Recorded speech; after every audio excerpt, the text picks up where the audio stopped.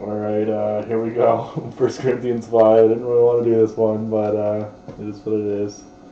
And I think it's not great that we have pastors that will not want to talk about the tough topics. So, anyway. So Paul's writing to the Corinthians again and talking about sexual immorality. Now this is the same word. Let's pull it up. I believe it's the same word that I was talking about in Acts in the first video about who can be saved. And it's referring to prostitution. Where are we? 1 Corinthians 5. Incest and adultery. And then figuratively ideology, and then that's the English translation. But that's what it's talking about. And then I did talk about the spiritual sense,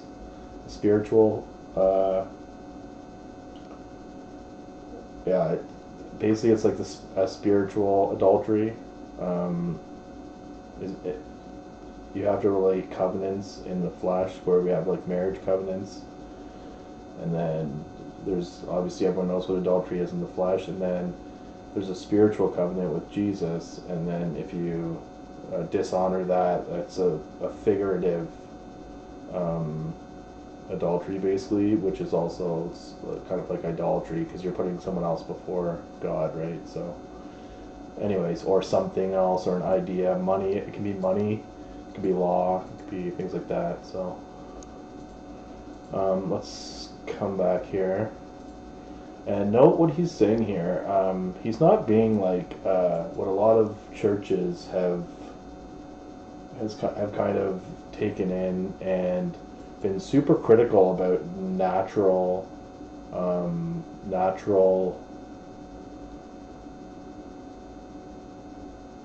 things that teens go through and stuff like that, where they struggle with their sexuality and whatever. I think that's super not helpful. That's not what Paul's talking about when he's talking about sexual immorality at all. There is one place, I'm going to skip ahead. Just bear with me for a second while I'm on the topic. I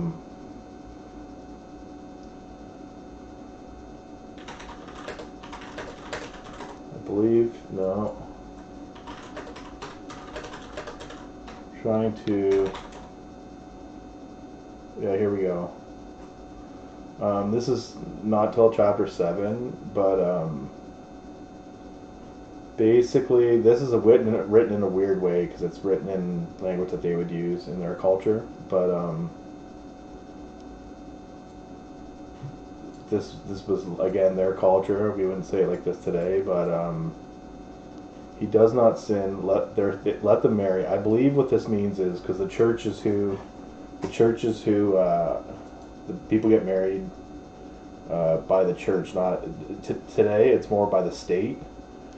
But basically, they did have a thing where the Catholics still kind of have this today, where you go to the church and say we want to get married, and they either approve it or don't approve it. But Paul is saying this isn't even sin. They're basically youth, and they are just dealing with the struggles, and sometimes things happen. But Paul says he does not sin, let them marry. So the church will still honor this marriage. It's not nearly the same thing as adultery, which is definitely wrong because we have the law of love in the new covenant. So if you were married to someone, you wouldn't want someone else sleeping with them. So the adultery thing violates the law of love. Very simply. And then prostitution is kind of like a form of idolatry because you're basically selling yourself for money. And then the incest thing is also against the love. Your family is your like if you can't, basically, if you can't even respect your family and love your family, then how are you going to love anyone else? That's like the easiest one. It should be, at least. It's not for everyone, but that's the most natural form of love, I would think, to your immediate family, your parents, your siblings. Obviously, there's going to be fights and squabbles or whatever, but basically, Paul's saying this isn't even named among the Gentiles, which is like non-believers, right? And then this is the action that's taking place, and then not even sorry or repentful. So Paul's very angry about this. This is very not right.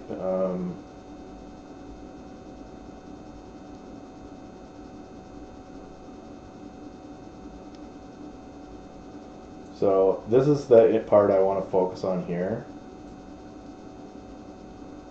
This part is very interesting. Why is Jesus in quotation? Oh, yeah, okay. Because in sometimes they would just say in the day of the Lord. That means the last day, like the end of this age, basically. But it's interesting what Paul says here is deliver such a one to Satan for the destruction of the flesh, that his spirit may be saved in the day of the Lord.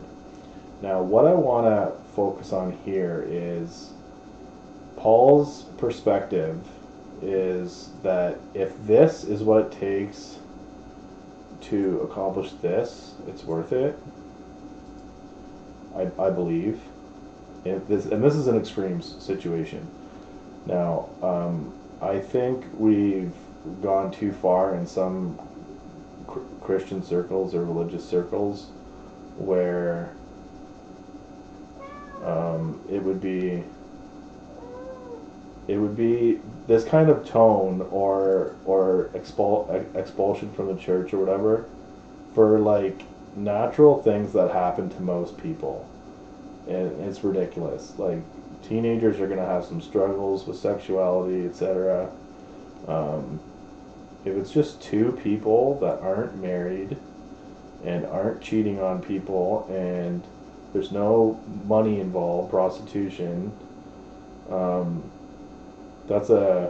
would say there's no reason for this kind of tone. I would like to see some understanding and grace, and I even have a hard time. See, the glorying is again. I'm just gonna move on, but the glorying for doing things that are very contrary to common sense and the law of love, the covenant. This is usually used in this a little leaven leavens the whole lump. That's usually used towards the Pharisees and bad doctrine. But he's talking, in this sense, he's talking about this individual who's worse than a non-believer in action. But if he's a true believer, Paul still emphasizes that he should still be saved. But there's consequences for this kind of ridiculousness. So, destruction of the flesh would be that.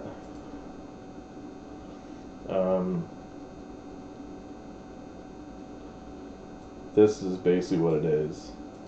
Dishonoring your father, dishonoring your family, the opposite of sincerity and truth, basically.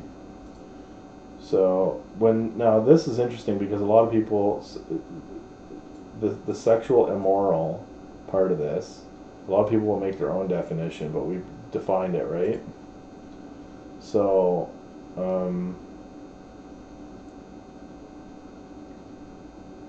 I think we have to be careful when we take words like this and just apply them to anything that we personally think is sexual immoral and let the Bible define itself.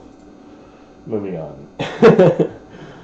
Yeah, I certainly did not mean the sexual immorality of this world or covetous, extortioners, idolaters. Since then, you basically, Paul's saying here, this is common among the world, right? But if someone says that they're a brother and they're doing, this is very serious things, right? Again, we've already defined what this is. Covetous is basically stealing, or it can be in terms of people. Covetous is basically wanting something that's not yours and not being content and not being honest. It's very serious, actually. That's one thing that nowadays, this might be overlooked, and then something that's not serious, like a kid just being a kid, um, will be defined in this category, or a drunkard is totally losing control. It's not just drinking. I'd like to add that. It's being basically putting beer above everything, or beer, alcohol, or whatever. It's basically getting drunk above everything else, which is a problem. Drinking in itself is not a problem. But if you're hurting your own family and hurting people and getting drunk and driving and running someone over, that is a problem. Extortion, pretty self-explanatory. And the reason why Paul says don't even eat with them is because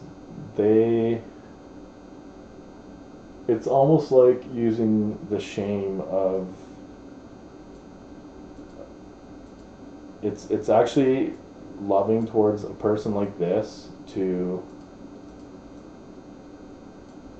not be too loving, if that makes sense. It's like tough love, right? Sometimes someone that's like this, and it'd be one thing if they're not glorying about it, and if they're admitting they have a problem, then I would say obviously you want to eat with the person that's admitting they have a problem and they need help. You do want to eat and talk to that person. But if someone's doing all this stuff or a bunch of this stuff, and they're saying they're glorying about it, they're proud of it, and they call themselves a brother, that I would then, in that case, I would agree. And then, yeah, basically Paul's saying, as a believer, you don't want to judge a non-believer, because frankly, how do you blame a non-believer when that's basically their nature? That's the nature of the world and their nature, and you're just kind of trying to get by, and they're obviously gonna have some of these qualities here, right? But it's once you're a believer, and it's not even, I would say, a brand new believer. I personally, like, Paul's not very specific here, but he's in context. He's talking about glorying about ridiculous things that are even worse than non-believers. And he's trying to like re-emphasize and give a little context. I think he's extremely angry and not quite being himself, if that makes sense. But like, I'm not saying it's not true, but I'm just gonna usually I just stop there, but I'm gonna see if there's any more context, because actually, like, the Bible's not written in chapters, but it's just a way to break it up to make it more digestible. Yeah, so I will stop there, I guess. Thanks for listening.